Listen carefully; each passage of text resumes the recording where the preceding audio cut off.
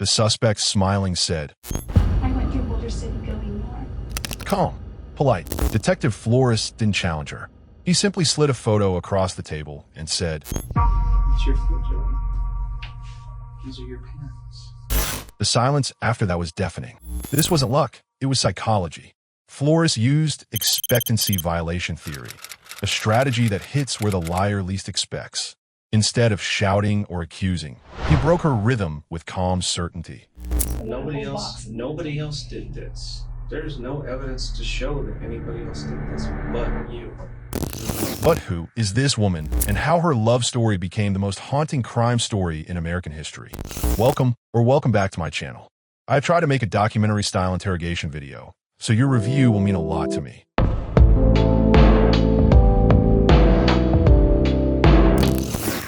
think I'm gonna be your booty call forever? If so, man up and tell me.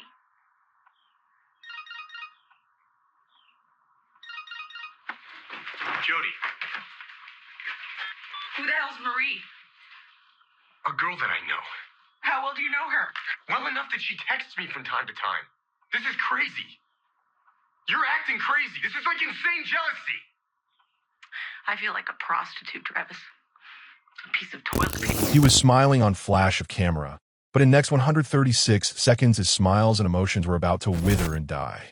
This wasn't just a story of 136 seconds. It was a tale of obsession went wrong. The last 24 hours are important to solve any crime story, and the timeline in 24 hours in this case were important. Let's look into the timeline of events first. June 2nd, between 1 a.m. and 4:05 a.m., 7 calls between Jody Arias and Travis Alexander. The longest call was 41 minutes, the shortest just 17 seconds. June 2nd, 2008. Between 1 a.m. and 4:05 a.m., Jody Arias and Travis Alexander exchanged 7 phone calls, the longest lasting 41 minutes, the shortest 17 seconds. At 8:04 a.m., Arias rented a car in Redding, California, about 100 miles from her home in Wairika. The rental agent recalled she requested a white car, so it wouldn't stand out. By 7:32 p.m., after 2 additional calls to Travis, she stopped at a McDonald's in Lodi, California, ordering fries and a bottle of water. Arias claimed she spent the night with friends in Monterey, traveling roughly 400 miles that day. June 3rd, 10:10 a.m., Arias makes 3 deposits to different bank accounts in Monterey.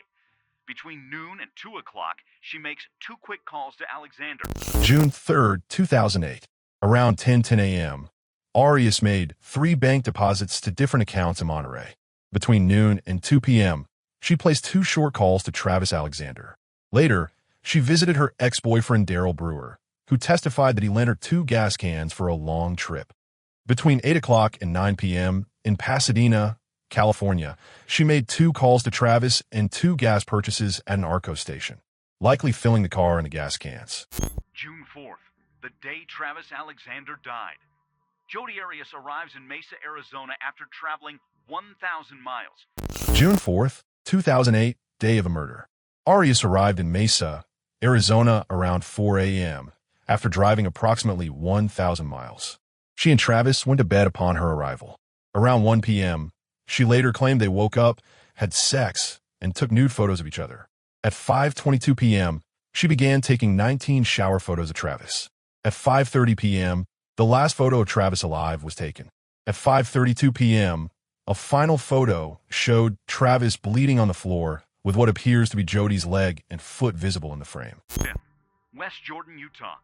Arias arrives at former boyfriend Ryan Burns' home around 10 a.m. Her hair is dark brown, and there are cuts and bandages on her fingers. On the way to a business meeting with Burns, police stop Arias' rental car because her license plate is upside down. Police give her a warning.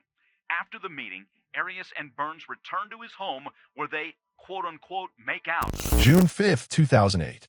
Arias arrived in West Jordan, Utah, at the home of former boyfriend Ryan Burns around 10 a.m. Her hair was now dark brown, and there were cuts and bandages on her fingers. En route to a meeting with Burns, police stopped a rental car because the license plate was upside down. She was let off with a warning. After the meeting, she and Burns made out, and she left after midnight. June 6th. Arias travels through Salt Lake City and into Nevada, making more gas and food purchases. June 7th. Redding, California. She returns her rental car at 1:08 p.m. The rental car agent testified the car appeared to have Kool-Aid stains on the passenger seat and the floor mats were gone. June 6th to 7th, 2008.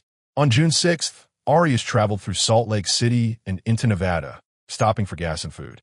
On June 7th at 1:08 p.m., she returned the rental car in Redding, California. The rental agent noted missing floor mats and red stains on the passenger seat that looked like Kool-Aid. In total, she had traveled over 2,800 miles. On July 15th, 2008, Jodi Arias was arrested for the murder of Travis Alexander. So, the cops brought her in for interrogation, and today we will focus on the psychological elements of this interrogation. Kind of sounded immature. It's more like my dear Travis kind of letter. And so I took it down because Personal. yeah, some of it was details a little bit more personal. Not too personal, nothing inappropriate. Just I just felt funny. I think because I'm a photographer, I tend to communicate more through pictures. So I posted a ton of pictures that I had of him. And I have a ton more that I just can't access right now. And videos and things that I know his family would want. But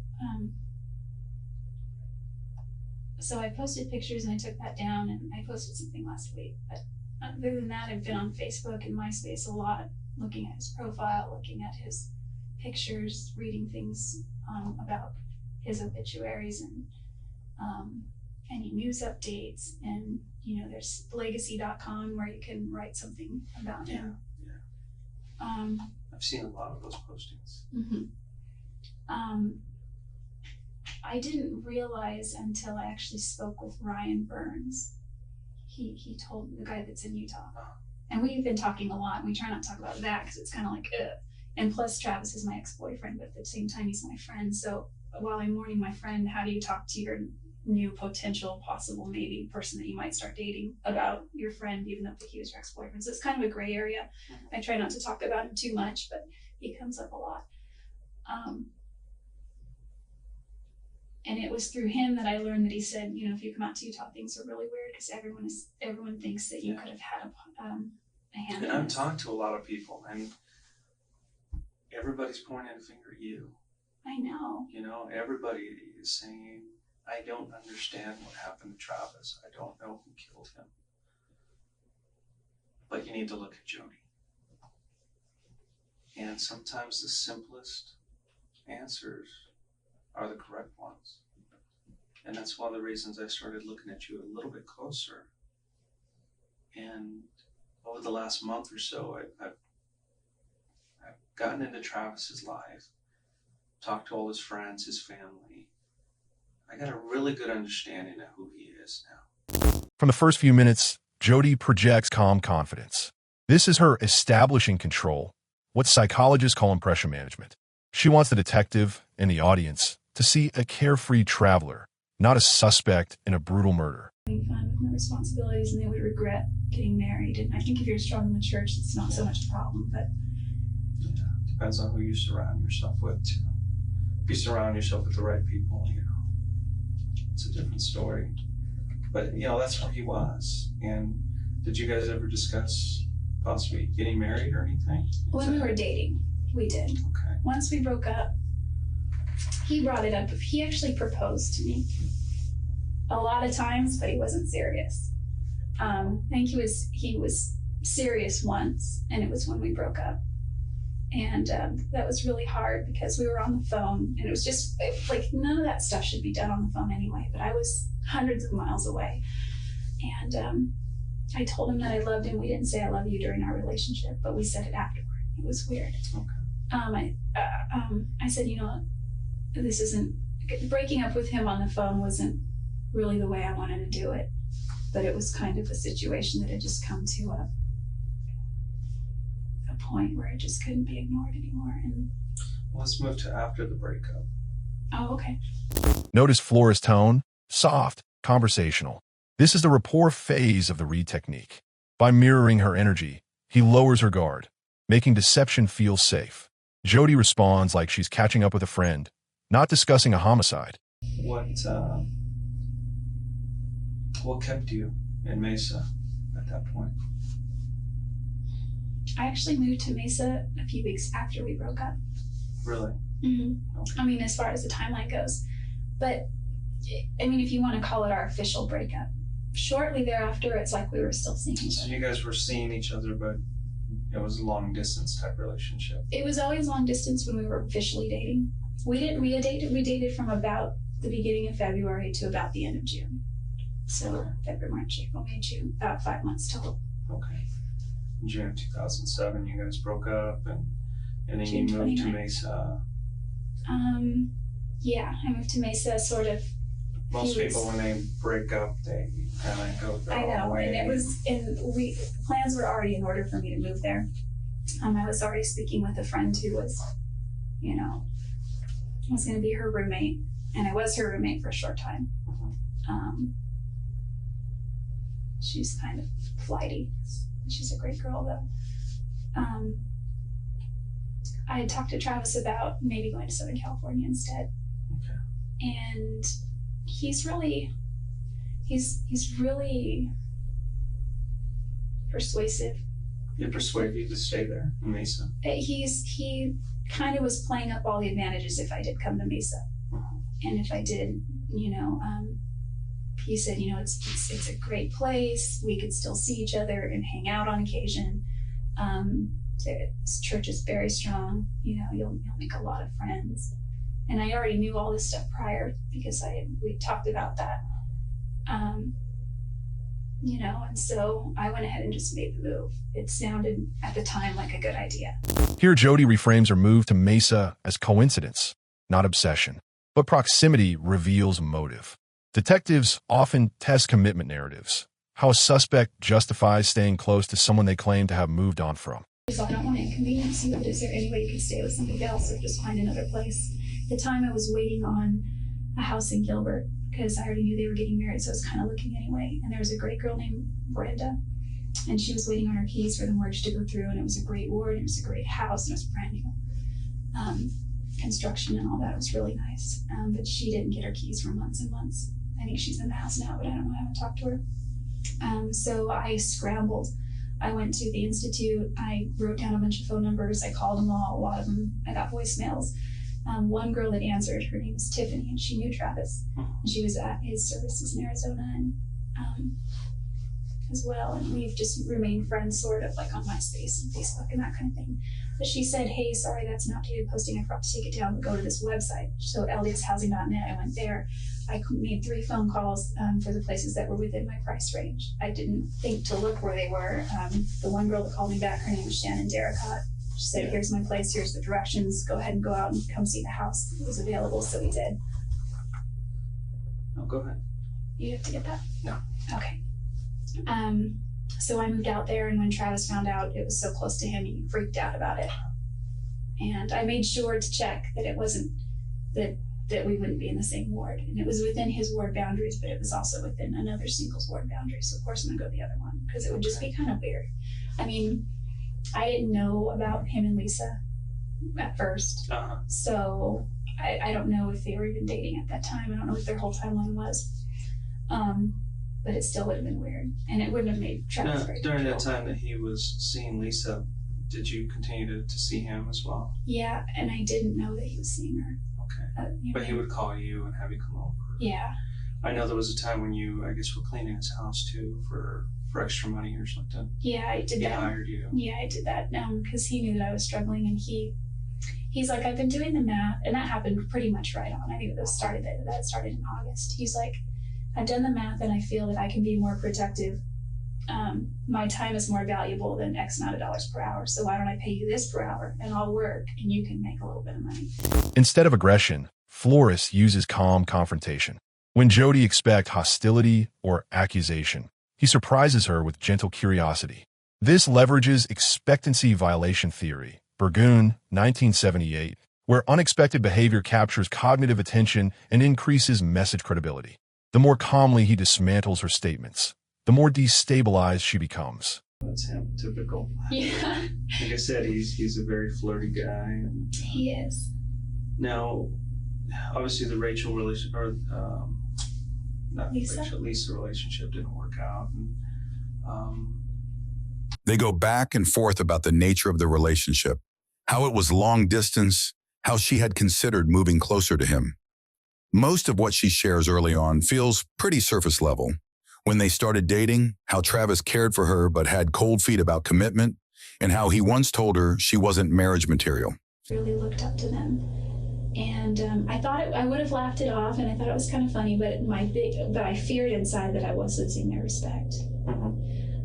So when I talked to him next, I was like, what do I do? What do I say? And he ended up writing this long letter to Sky saying, I just got off the phone with a very reluctant to talk to me Jody, And she wrote back saying something to the effect like, I wouldn't want my sister to date you.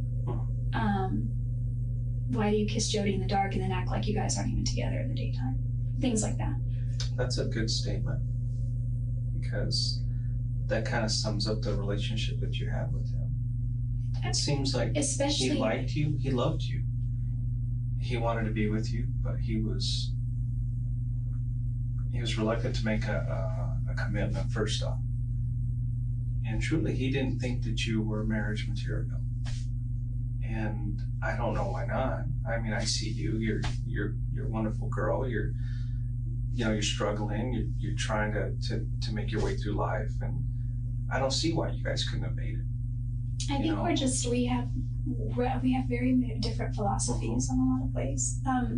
We would argue about the dumbest things, and he would just want me to admit that he was right, and I would happily do that. Well, that's a man thing. I should have just known better and admitted it. I eventually learned how to argue with Travis, and Talk to my wife. She's like, okay, fine, you're right.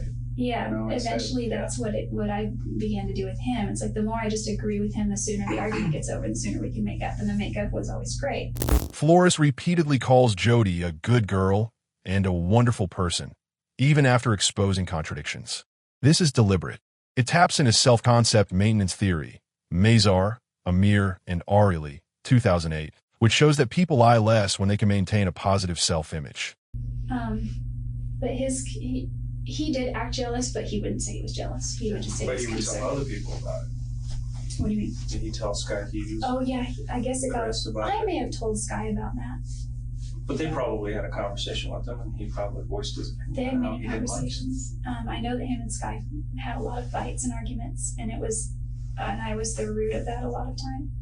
But I think, all in all, they, especially more recently, they got along a lot better.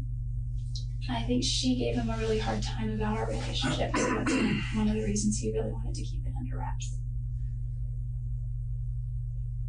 So, moving over to his trip to Cancun that he was going to.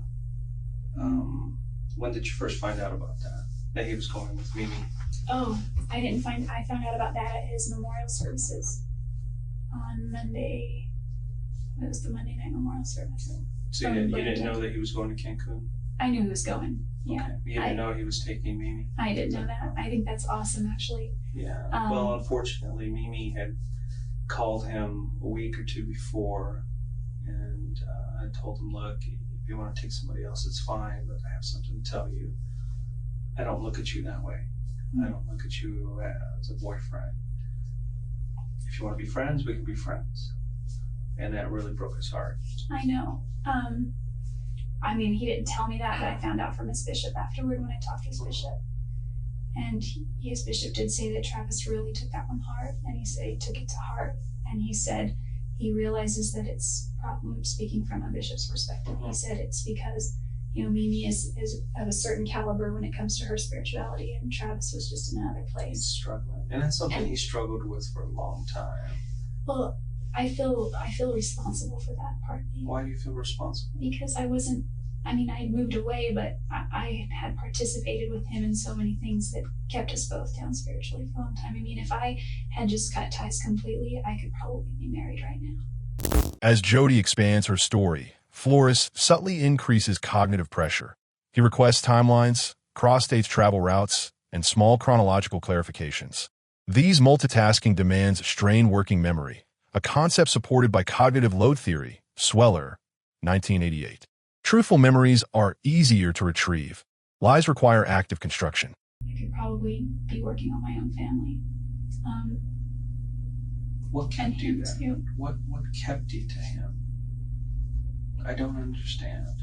Well, moving is expensive for one. So once I was there, I was kind of stuck there. But why do you continue to go back to him? You know what he wants. You know that it's not healthy, but yet you continue to go back. And it brings us to this point where we are now. Okay, I mean,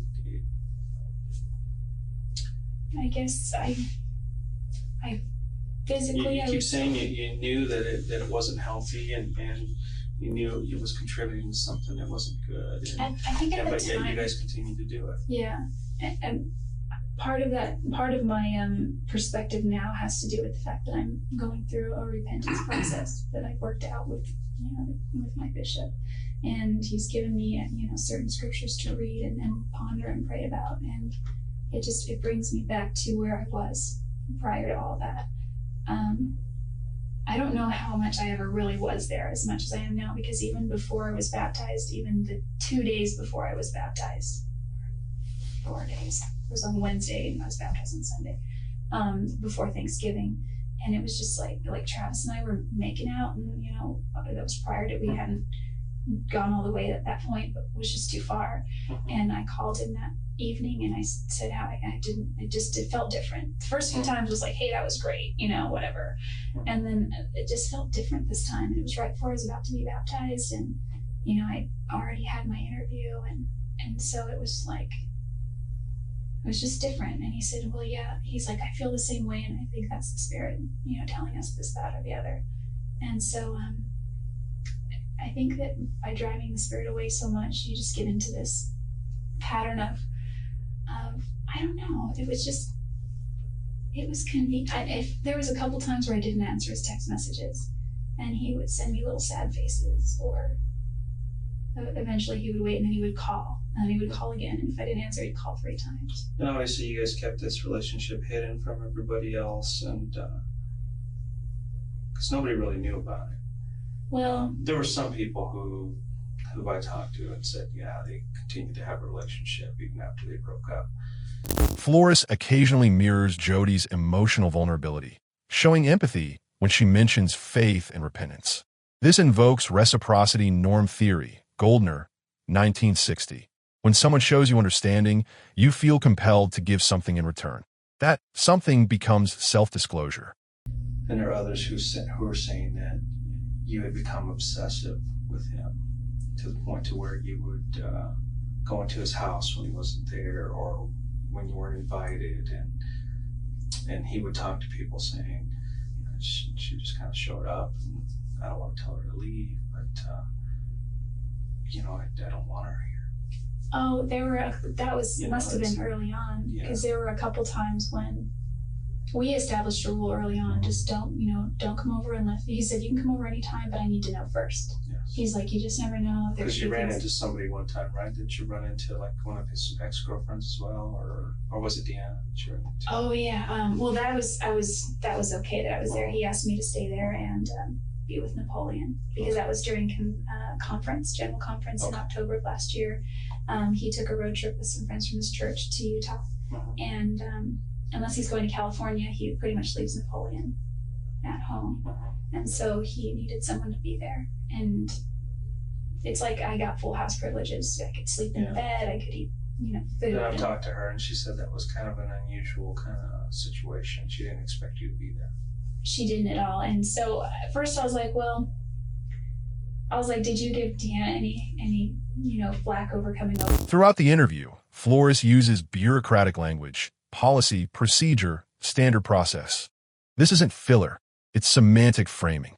According to framing theory, Intman, 1993, the way information is linguistically presented changes how it's perceived. Well, there's towers dotted all over this place. Yeah. One tower hit here, the other tower here on the 93. There is no way somebody can get on that 15 and magically get on that 93. Because that 15 goes right to Las Vegas, right there, and continues this way. It never goes through Arizona again. I got off before Las Vegas. Okay. I didn't get that The one. 15th, you'd have to go to Las Vegas and then come down south, go through Boulder City.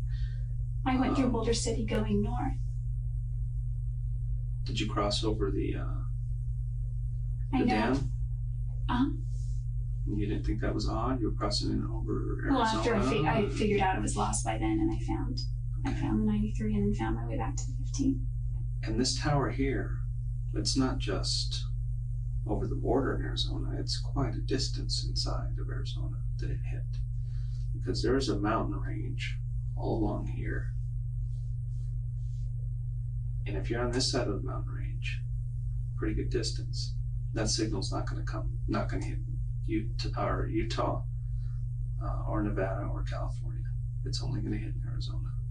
Well, I had somehow gotten off the 15 and got onto the 40. Is what happened. Well, the only way you can get on the 40 is if after you cross the bridge or the dam. I think I got on the 40 in California. After exposing contradictions, like her supposed Utah trip or cell tower evidence, Flores sometimes stops talking completely. This is a textbook use of aversive arousal theory, Zillman, 1971. Silence creates discomfort, prompting suspects to fill the void with spontaneous elaboration. One of the photos that was taken by accident. And this is just a small portion of it.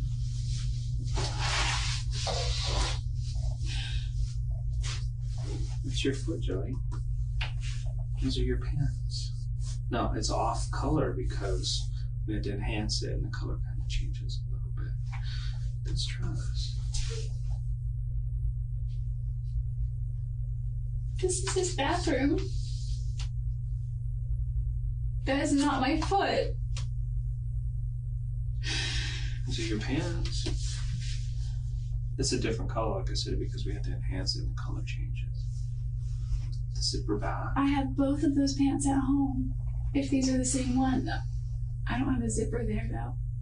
Not on mine. And this is a black stripe and this is white and the black goes around the bottom too.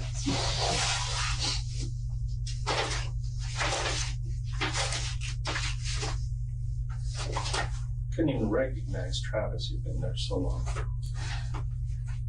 I keep thinking of Brother High. I had to dress him. No, this is another one that's just a copy, but it's you. Same day. All time stamped, all everything. First picture. Let's see. The date. 6/4/08 at 5:22 p.m. That's when it started. Photo view started, in Travis's bedroom about 1:30, 1:45, something like that. I don't know what kind of camera he got. No. There, see that? That spot? See the spots here? They look a different color because we use a chemical to enhance this. That right there, blood. It's a mixture of yours and his. And that's your palm print of your left palm. I don't have any cuts on my left palm. Mm-hmm. Nobody said that your cut was on palm. Do you have any recent cuts that are healing? Flores doesn't overwhelm her with all the proof at once. He strategically releases fragments, the bloody handprint, then the camera, then the DNA. This gradual reveal uses information control theory, Berger, 1986, which posits that pacing disclosure manipulates uncertainty. Jody keeps recalibrating her story in real time, creating inconsistencies. Well, my cat scratches me. Little things. These are all her work. You can see this is her. That's her. I've got scars. She's a feral. Jody breaks down and starts crying. They go back and forth for a bit, but it's clear Flores is done playing along. In his mind, there's no doubt she's the killer. Nobody. Oh, I'm evidence just of it. saying that if I were to carry out something like that, I would have worn gloves. I would have a whole box of them. Nobody else did this. There's no evidence to show that anybody else did this but you. You were the only one That is it. And I'm not seeing any remorse. I'm not seeing anything from you to make me believe anything otherwise. You can continue to say, I didn't do it. Well, but you're the kid that got caught on videotape stealing the candy. And you continue to say, it wasn't me. I have the proof. I have the pictures. It wasn't me. I don't think you would admit to it if your own mother saw you do this and she told me, yeah, I saw her do this. You would say, no, it wasn't me. Why won't you admit to it? I just can't. I didn't kill Travis. I just didn't. I did not take his life. Flores begins with facts, routes, timestamps, photos, then transitions into emotion, asking why she can't just admit it. This progression follows dual process theory, Kahneman, 2003, which distinguishes between System 2 analytical reasoning and System 1 emotional intuition. Once logical rebuttal traps Jody in contradictions, Flores deliberately activates emotion, pulling her from rational defense into impulsive guilt and confusion. Follow me forever. I wish that I had answers. I'm sorry.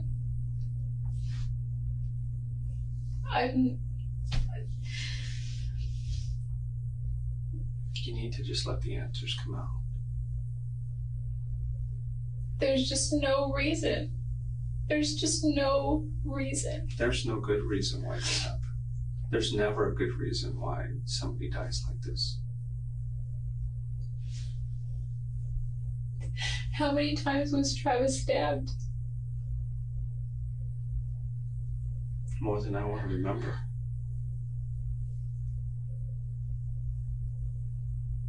And I'm not going to sit here and show you pictures of him after the fact. I don't do that. That's not how I work. That is not for me to do. But eventually those photos will come out. Jody.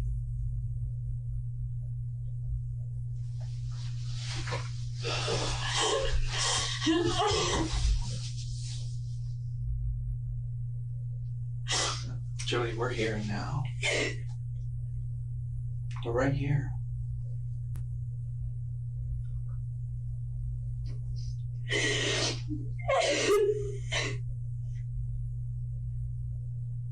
I think you're feeling the reality in the moment now.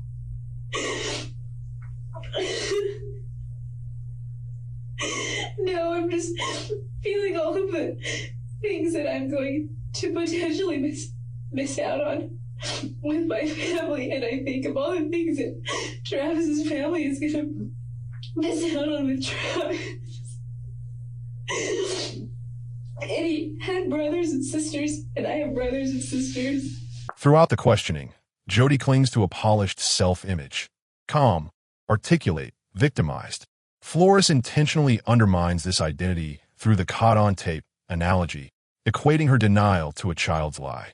This uses self-discrepancy theory. Higgins' 1987 distress emerges when one's actual self clashes with the ideal self they wish to project.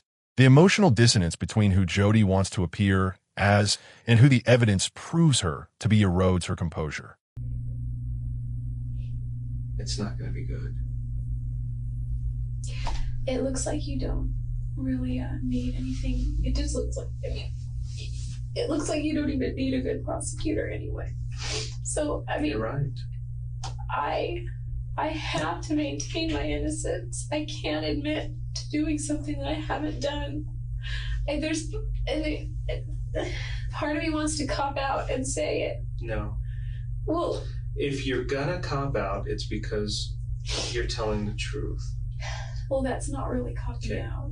Yeah, I don't want you to sit here and tell me a lie to appease me. That is the worst thing you can do for me.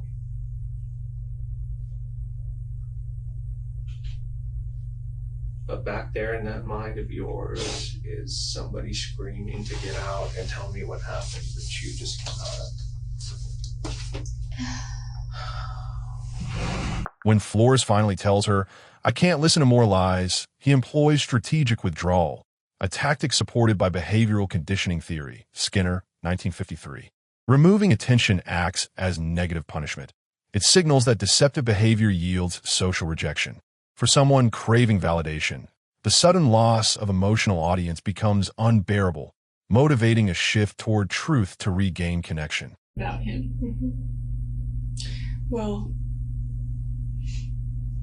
you have an image. I understand that. You have an image to uphold, and you have to portray, that you're a together, savvy woman. Not somebody who's fallen apart. So that's understandable. I can fall apart when you aren't looking, and when it's at night and I go to sleep. Travis always used to call me, not always, but very frequently. So that's the hardest part, is when I go to sleep at night, and if he wasn't calling, then I just call him, and sometimes I would just call anyway to just hear his voicemail.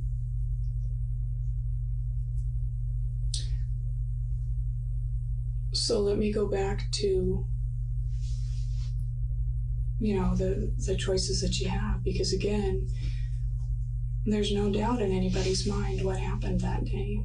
There's no doubt that you were involved that day that Travis died. Listen, I know that I wasn't involved in Travis's death. Okay. But hold on. What you need to decide is, do you want to be portrayed as that cold-blooded killer? Oh, that's what I was getting at. Or do you want to be portrayed as somebody that was taken advantage of, and things, just one thing led to another? You thought your relationship was headed in one direction and it wasn't, or I don't know exactly the circumstances because I wasn't there, but I would certainly think that it's to your benefit to appear as this is something that just happened. You didn't plan it. It was, it was a heated moment, and you didn't mean to hurt him. Because you didn't mean to hurt him, did you? I've hurt him very much emotionally, and I never meant to hurt him. Okay. He said that I hurt him more than the death of his father. And I believe that. The female detective's entry reframes the entire narrative from guilt to self-perception. Cold-blooded killer or emotionally overwhelmed woman. This is a form of choice architecture. Thaler and Sunstein, 2008. By limiting her to two identities, both implying guilt, the interrogator shapes the decision environment, so any choice moves closer to admission. Jody's autonomy feels preserved, but the path is psychologically prescripted. I believe that everybody wants to tell the truth, because to keep that lie in tears you up emotionally, physically, mentally. I see that over and over and over again with people. And I believe that you don't want to be portrayed in the negative light that I've already... And I'm not making that stuff up. I mean, that's just reality, Jody. That's the way our society works. That's the way this world works.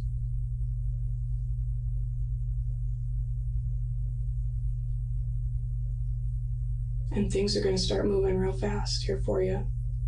This is kind of a pause, before things, start getting heavy. This is your opportunity to help yourself out. We don't need you to tell us anything. I'm doing this for you. Arizona's case goes no matter what. They've got a rock solid case.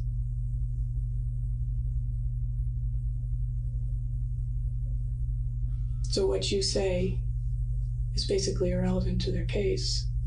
Not irrelevant, but it's not going to make it any better for them. But it certainly can help you out. How can it help me? I mean, how can what I tell you today affect the media?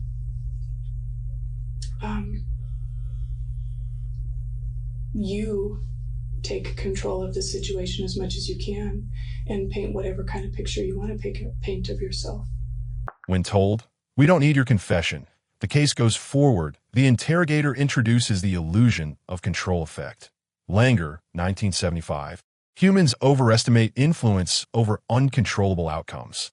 By offering her the chance to shape her own story, The detective re-engages her ego. Jody feels agency again, unaware she's being maneuvered into self-incrimination under the guise of empowerment.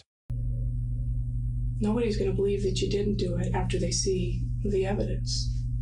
It's just, it is what it is. But it's a matter of, do you want to take control of your situation and paint the picture of who you are, because you're the only one that knows that?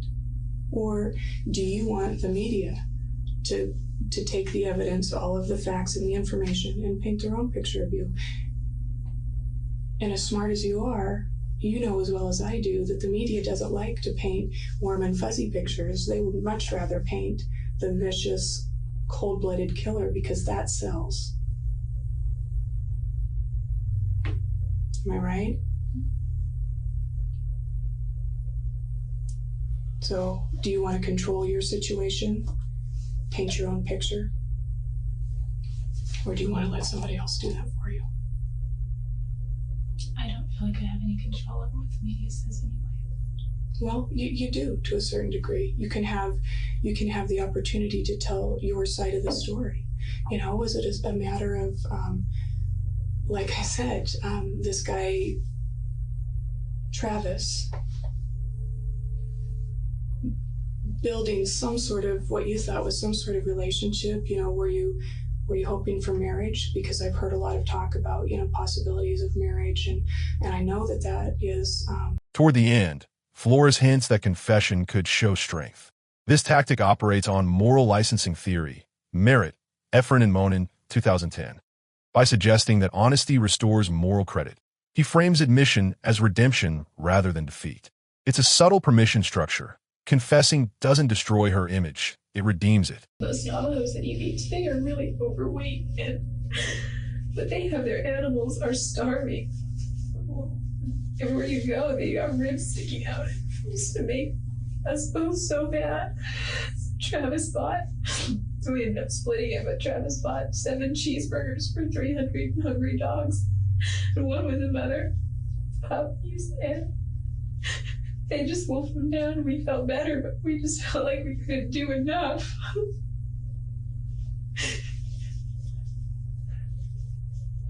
Then where did things go wrong, Jody? I don't know.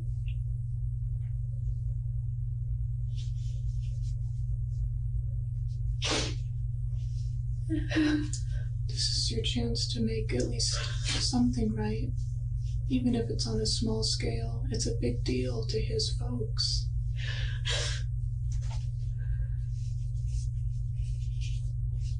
Do they already know I'm in custody? I'm sure they do. Should they feel better about that much? But they still need closure. I mean, just because you're in custody doesn't give them any closure.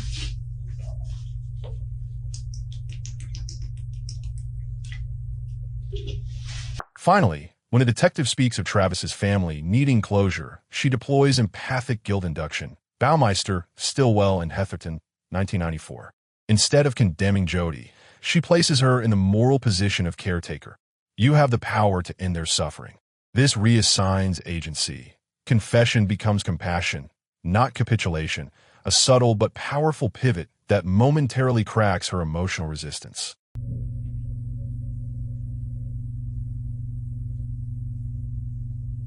This is your opportunity to make right on some of your selfishness. And let the family decide how they're going to deal with that information and how they're going to use it.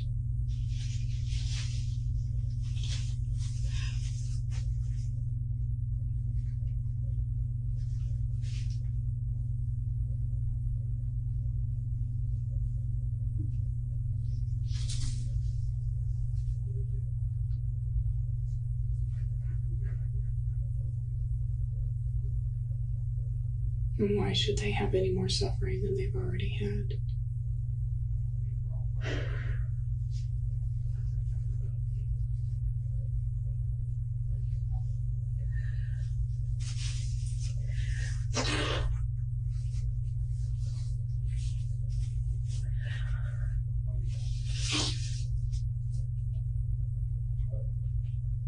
in your religion, and forgive me for my ignorance about it. It's mostly just a Christian-based religion. Do they believe that the truth shall set you free?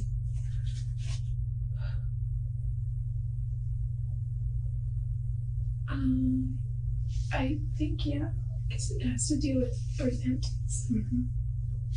And if it's just a Christian-based theology, then I would say they would.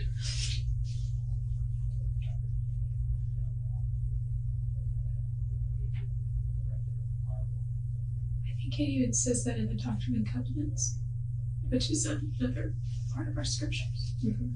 Trying to remember if I just read that the other day. Have you been giving much thought to that?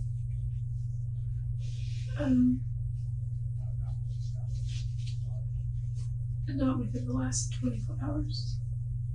The female detective appeals to repentance, forgiveness, and the afterlife, invoking Jody's spiritual schema. This leverages existential motivation theory, Frankl, 1959, which posits that humans seek meaning to offset guilt and suffering. By aligning truth-telling with moral salvation, the detective converts confession into existential relief, not punishment. It redefines admitting guilt as spiritual restoration rather than failure. And you need to decide whether you're going to give that family closure or leave them with the picture that they have of you and wondering why their son died. That's it. That's the bottom line. That's what you need to decide. After today, things are going to go so fast for you. You're going to be totally out of control of the situation. The wheels of justice will start turning.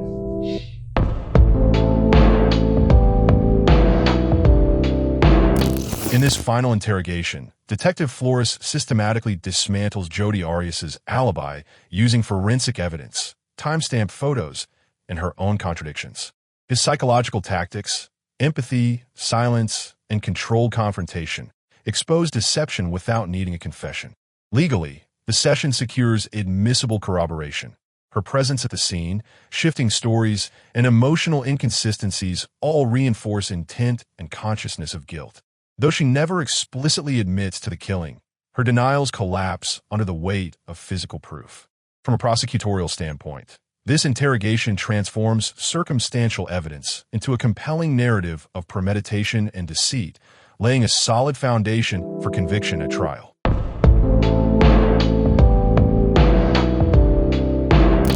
Jodi Arias was convicted on May 8, 2013, of first-degree murder for the brutal killing of her ex-boyfriend, Travis Alexander. After two separate sentencing juries failed to reach a unanimous decision on whether she should receive the death penalty, both phases ended in mistrials. In April 2015, Judge Sherry Stevens of the Maricopa County Superior Court imposed a sentence of life imprisonment without the possibility of parole. This decision followed years of appeals, media scrutiny, and courtroom drama surrounding her changing stories and claims of self-defense. Legally, the sentence reflected both the premeditated nature of the murder and the absence of any mitigating factors sufficient to spare her from the harshest penalty available under Arizona law.